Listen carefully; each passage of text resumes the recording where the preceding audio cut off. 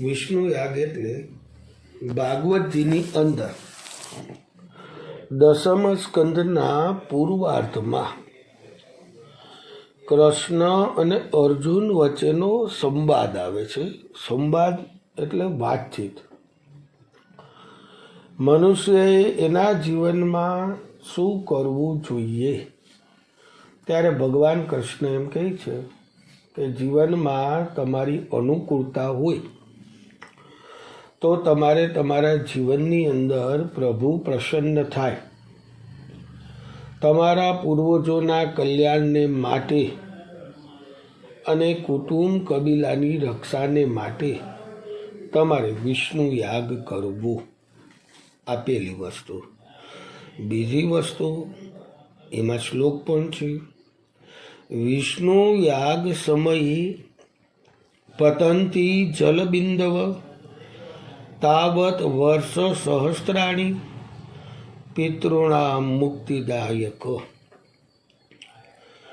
વિષ્ણુ યાગનો ખાલી તમે સંકલ્પ કરો ને, ત્યાં તમારા પૂર્વજો 77 પેઢીના ગમે તે યોનિમાં બેઠા હોય ને, એ મુક્તિના માર્ગ તરફ એનું ચાલવાનું શરૂ થઈ જાય. આ બીજી વસ્તુ. ત્રીજી વસ્તુ, આપણા ભાગવતજીના તૃતીય સ્કંદ, જેમાં માનવોની ઉત્પત્તિનું વર્ણન છે કે ભાઈ બ્રહ્માજીએ માનવોની ઉત્પત્તિ કરી. હવે ઉત્પત્તિ કરતા પહેલા એની રહેવા માટેની વ્યવસ્થા તો કરવી પડે. આપણી ઘરે મહેમાન આવવાના છે, મહેમાન આવે એ પહેલાં એની જરૂરિયાતની સામગ્રી આપણે ભેગી કરી રાખી. ક્યાં એને ઉતારો દેશું, કેને જમવાનું કયા સમયે દેવું, કેવું દેવું, કોણ શું જમે છે, એની આપણે નોંધ રાખતા હોય. તો બ્રહ્માજીએ ભાગવતજીના તૃતીય સ્કંદમાં પ્રથમ પહેલાં વિષ્ણુ યાગ કર્યો અને એ યજ્ઞમાંથી વૃક્ષો, ફળો, ઔષધિઓ, ગાયો અને માનવની જરૂરિયાતની તમામ સાધન સામગ્રી વિષ્ણુ યાગમાંથી ઉત્પન્ન થયેલી છે. એટલે કહેવામાં આવ્યું છે, યજ્ઞો નારાયણો સાક્ષાત. યજ્ઞ એ ભગવાન સ્વયં નારાયણ છે, નારાયણ એ જ વિષ્ણુ છે અને એના યજ્ઞથી જ આ બધી સામગ્રી ઉત્પન્ન થાય છે. જ્યારે તમારા પરિવારના વડીલો મોભીઓ તમને એક ટકોર કરીને ગયા છે કે ભાઈ તમે વિષ્ણુ યાગ કરો, તમે વિષ્ણુ યાગ કરો. હવે એમના કદાચ જીવનયાત્રાની અંદર હું એટલું એમ કહું છું કે એ કોઈ નસીબદાર નહીં હોય અને વિષ્ણુ યાગના દર્શન ન કરી શક્યા એવું કદાચ આપણે કહીએ, એવું વસ્તુ હું ના પાડું છું. એટલા માટે કારણ કે ભગવાનની ઈચ્છા વગર પાંદડું હલતું નથી. ભગવાન રાજી ન થાય ત્યાં સુધી કોઈ પણ સત્કર્મ થતું નથી. એટલે કેનારા પૂર્વજો એ ઉપર ગયા છે ને ભગવાનને રાજી કર્યા છે, ત્યારે તમે ત્રણેય ભાઈઓ મારી સામે બેઠા છો ને વિષ્ણુ યાગનું પૂછવા માટે આવ્યા છો. હું આટલું કહું છું કે આ એમને ન થાય. એની ઈચ્છા વગર પાંદડું નથી હલતું તો વિષ્ણુ યાગ ક્યાંથી થાય? એટલે આ વિચાર સારો છે. તો ધર્મને શાસ્ત્રને ધ્યાનમાં રાખી આપણી અનુકૂળતાએ વિષ્ણુ યાગ કરવો છે અને એ વિષ્ણુ યાગ શાસ્ત્રકીય કરવો છે, જેમાં 1,11,000 વિષ્ણુ યાગના મંત્રની આહુતિ આવે, જેની અંદર 3 દિવસ થાય, જેમાં એકી સંખ્યામાં યજ્ઞકુંડ થાય.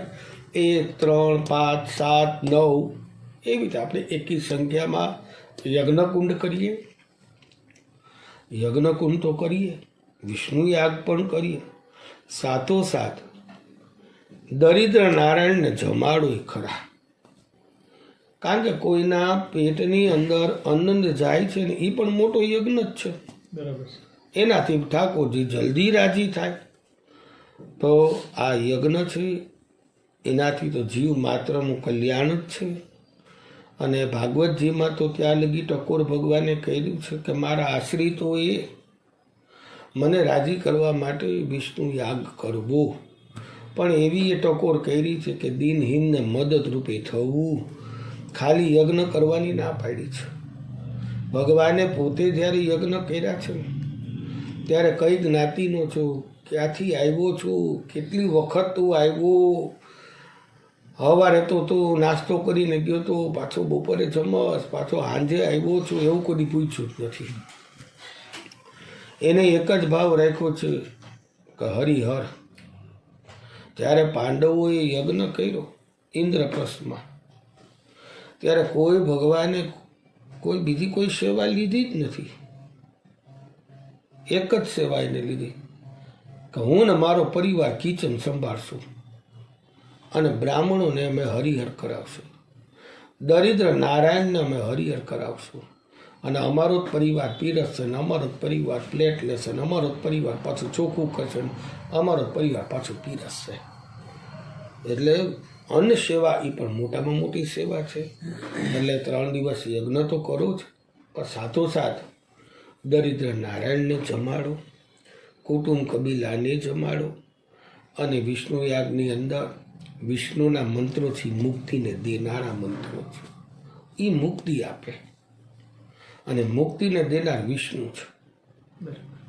તો આ એક જીવનમાં પરિવારજનોના કલ્યાણાર્થે કોઈ આપણા પૂર્વજો હોય, કોઈની બચારાની ગતિ થઈ હોય ન થઈ હોય, 77 પેઢીમાં બધાય તો સર્વશ્રેષ્ઠ નથી જ. કર્માનુસાર એના માણસ માત્રના ક્યાંક ને ક્યાંક કોઈ એવા કર્મના આસાન તૃષ્ણા બધું રહી ગયું, બચારા ભટકતા હોય. તો બસ હું તો મારા પરિવારના સભ્યને એટલું કહું છું કે વિશ્વકર્મા દાદાએ તમને અહીંયા મોકલ્યા છે ને, એ એના માટે જ મોકલ્યા છે કે મારા મંદિરનો તો જીર્ણોદ્ધાર થયો, હવે તમારી 77 પેઢીનો જીર્ણોદ્ધાર કરો, એના માટે આજે મોકલ્યા છે. એટલે તમારા હાથે વિષ્ણુ યાગ થશે અને ખૂબ સરસ કરવો.